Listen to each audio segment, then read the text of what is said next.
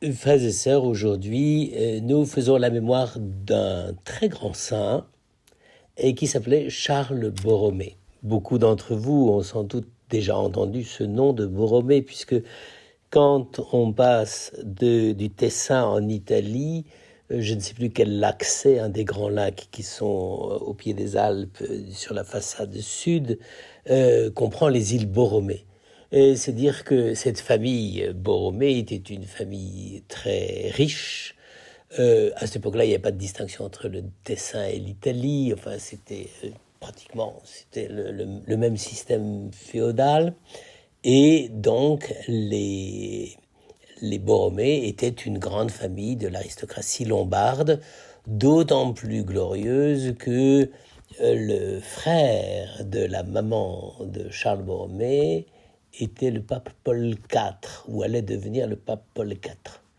Donc, j'allais dire, naître comme neveu de pape à l'époque, ça comptait beaucoup, n'est-ce pas? Et on va voir que ceux qui, à cette époque-là, calculaient quand même l'avancement de façon assez musclés, ont dû se rendre compte que chez Charles Borromée, sans du tout être un ambitieux, un arriviste, ce vice si fréquent dans le clergé de tous les temps, eh bien, on pouvait grimper très très très vite en fonction des relations familiales. Aujourd'hui, c'est un petit peu plus difficile quand même. Alors, donc, Charles Borromée né en 1538. Et c'est un moment peut-être un des plus épouvantables de l'Église.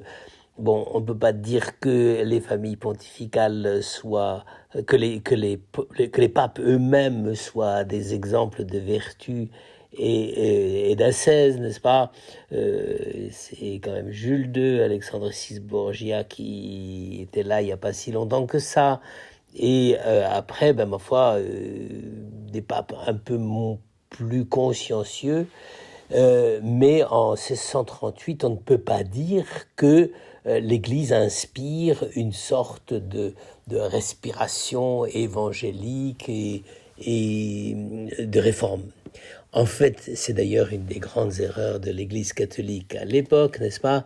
Et c'est que Luther, en 1517, a beau afficher ses thèses théologiques sur les portes de l'église de Wittenberg, et puis Calvin a déjà commencé son travail de réforme à Genève, même si il se fait mettre à la porte à cette époque-là, parce qu'il devient vraiment insupportable pour les Genevois qui pensaient qu'ils allaient être tranquilles du point de vue religieux, mais en réalité, ils n'avaient pas gagné au change. Hein. Bon, mais ça, c'est un autre problème. Et toujours est-il que ce monde-là, avec les choses atroces qui se passent au moment de la conquête de l'Amérique du Sud, n'est-ce pas? Et beaucoup d'autres choses encore.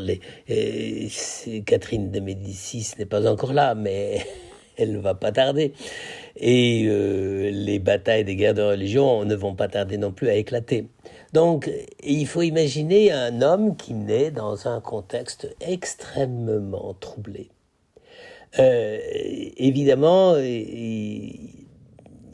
très vite, il manifeste une grande intelligence, pas simplement une intelligence tactique ou diplomatique ou ce qu'on voudra, mais une très grande et une vraie authentique intelligence théologique, n'est-ce pas?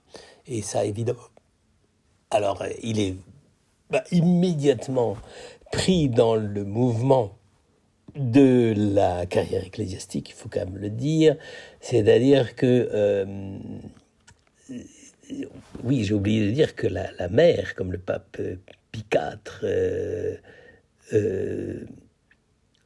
sont des Médicis. Donc Borromée, c'est une alliance Borromée-Médicis. Et bon, Borromée c'était bon, mais Médicis c'était parfois un peu moins, hein, n'est-ce pas?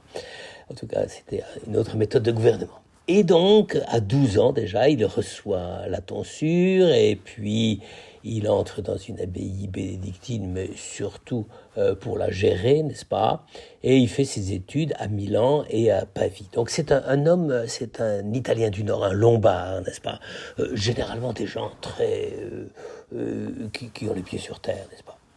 Et donc très vite, à 20 ans, il perd son père et il doit gérer les affaires familiales. Alors là, évidemment, vous imaginez ce que c'est. Ça, c'est plus tout à fait des occupations ecclésiastiques. Il faut sauver la boutique et le patrimoine, n'est-ce pas? Et puis, eh bien, il montre une véritable sagesse dans tous les domaines, quoi. Aussi bien la gestion des affaires pratiques que dans la pensée, la réflexion et tout. Et eh bien, très très vite, il est appelé par l'oncle maternel, là, Pie IV, et qui lui demande de venir faire son secrétaire d'État à Rome. Donc à 20 ans, oui, à 20 ans, 23 ans, 22 ans, et ça y est, il est le secrétaire personnel du pape. Il faut le faire quand même, hein. Et eh bien, il va être donc il est immédiatement cardinal automatiquement, n'est-ce pas? Donc vous imaginez quand même à 23 ans, 22-23 ans cardinal, et puis gérant les affaires de l'Église avec son oncle qui lui est un Médicis, mais a quand même pris les affaires au sérieux et a compris maintenant que l'affaire de la réforme était une affaire très grave. Et ça a été, comme je vous le disais tout à l'heure, le péché de l'Église romaine, disons, de ne pas mesurer la gravité. Vous pensez que cette espèce d'ahurie de moines luthériens, de Saxe, n'est-ce pas? C'était un illuminé sans intérêt, n'est-ce pas? Et donc ça n'a pas réagi trop tôt, trop tard, n'est-ce pas? Et évidemment, ce qui devait arriva, c'est que pendant ce temps-là, la réforme commençait à s'implanter en Allemagne, et Luther avait le temps, avec la protection d'un certain nombre toute une noblesse germanique, de mettre au point, eh bien, à la fois une réforme religieuse avec un catéchisme, car il ne faut pas croire, hein, le catéchisme, c'est pas une invention catholique, c'est une invention typiquement luthérienne, n'est-ce pas? Et puis réorganiser le culte, et puis surtout, j'allais dire, là il avait le pain et le couteau, au lieu de réformer le clergé, il s'est dit il vaut mieux l'éliminer et en refaire un autre, et c'est comme ça qu'il a petit à petit reconstruit une église dans laquelle la place du ministère ecclésial, serviteur de l'église, prêtre, diacre et tout ça, n'avait plus du tout ni le même rôle, ni la même signification que traditionnellement l'Église avait défendu, bien que l'Église l'ait défendu sans avoir toujours les idées très très claires sur le sujet. Alors, eh bien, celui qui est le premier à faire toutes les démarches pour que se mette en place le Concile de Trente, qui va être quand même le grand mouvement par lequel l'Église va retomber sur ses pattes, c'est ça quand même, eh bien c'est Borromée. Et il va être un secrétaire pontifical extrêmement efficace et mettre en place tous les préparatifs, avec son oncle, n'est-ce pas, pour que le concile de Trente puisse avoir lieu. Et donc, il s'y prend tôt parce qu'il est en 58, mais il y passe toutes ces années et il révise quand même, par sa participation au concile et tout ça, il travaille énormément à la remise en place de l'Église. Un petit détail qui nous intéresse quand même pour nous, la paroisse, c'est que très vite, Charles Borromée avait compris qu'il fallait réformer l'Église en commençant par la prière et par le chant. Et alors là, évidemment, c'est une option que Borromée a prise. À l'époque, la polyphonie était... on aimait la polyphonie. Et plus le chant était incompréhensible, les paroles du chant étaient incompréhensibles parce que chacun chantait son histoire, n'est-ce pas? Plus on trouvait ça admirable et on était... ça faisait des effets rythmiques, ça faisait... etc. Bon, donc les Clément Jeannequin et compagnie, si vous voulez, pour ceux qui aiment beaucoup la musique du XVIe siècle. Et Borromée, il a compris que si on continuait à chanter, j'allais dire, on chantait en langue, hein, en réalité c'est assez rigolo, mais c'est un peu ça. Et Borromée a compris qu'il fallait arrêter ça, et qu'il fallait revenir à un chant dans lequel on entende les paroles. Et son grand appui, ça a été Palestrina, qui, nous a créé un premier grand répertoire de musique religieuse, polyphonique, ça évidemment, et polyphonique, instrumental, parce que Borromée aimait beaucoup les instruments, mais simplement compréhensible. Alors c'était évidemment en latin, mais je veux dire par là, on voit très très bien, c'est que la liturgie, le chant liturgique sont une source d'intelligibilité du mystère. Je l'ai déjà dit plusieurs fois parce que je crois que je peux vraiment défendre le dossier. J'ai quelques titres pour le faire, mais à cantique imbécile, théologie imbécile, et à cantique intelligente, théologie intelligente. Là-dessus, il faut quand même savoir que plus on fait chanter des âneries aux gens, plus on les rend bêtes. Et ça, Borromée, non seulement l'a compris, mais il a réformé les affaires à la poigne. Hein, et il s'est battu avec un certain nombre de musiciens que par ailleurs il estimait, mais puisqu'il ne voulait pas faire du chant compréhensible, eh bien, il s'est frité avec eux. Et je pense qu'il avait raison. Bon, alors après, il y a tout le travail du concile, et quand c'est fini, eh bien, il était déjà d'ailleurs plus ou moins pressenti comme archevêque de Milan. C'est pour ça d'ailleurs que l'archevêque cardinal de Milan est toujours le second personnage de l'Église d'Italie, n'est-ce pas? C'est à cause de Borromée.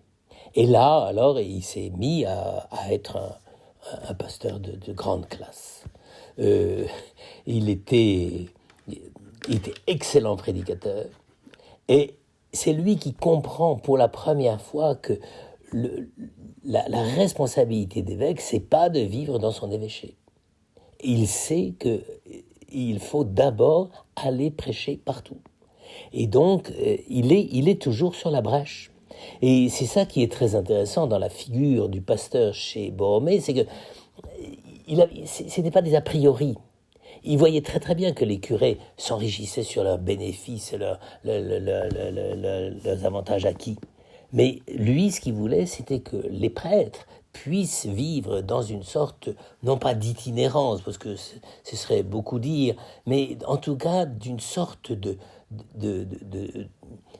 sens du service à l'intérieur de leur diocèse ou de leur paroisse. Et ça, évidemment, ça a été le début d'une réforme du clergé.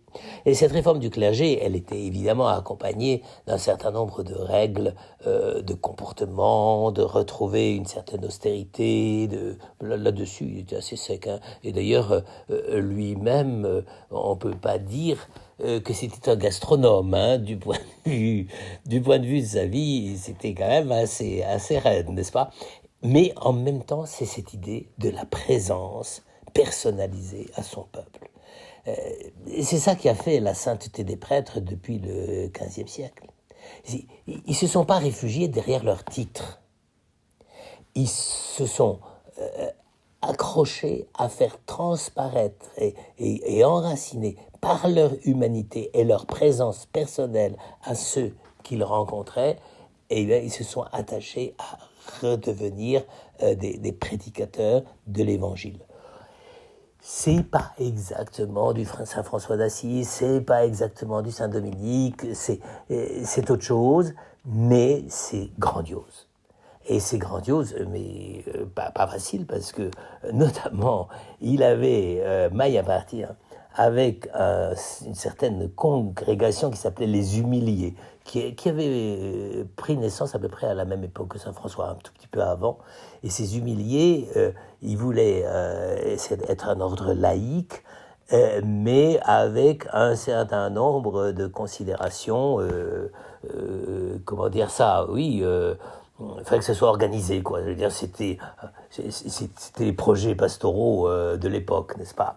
Et au bout d'un moment, c'était tellement organisé qu'ils étaient plus si humiliés que ça, et c'était des gérants et des gens qui réalisaient dans leur vie de communauté un certain nombre de bénéfices et un progrès dans l'aménagement économico-financier de la communauté. Et alors ils avaient tout bien organisé ça. Le premier ordre, c'était les hommes laïcs, le deuxième ordre, c'était les femmes, et le troisième ordre, il y avait des prêtres.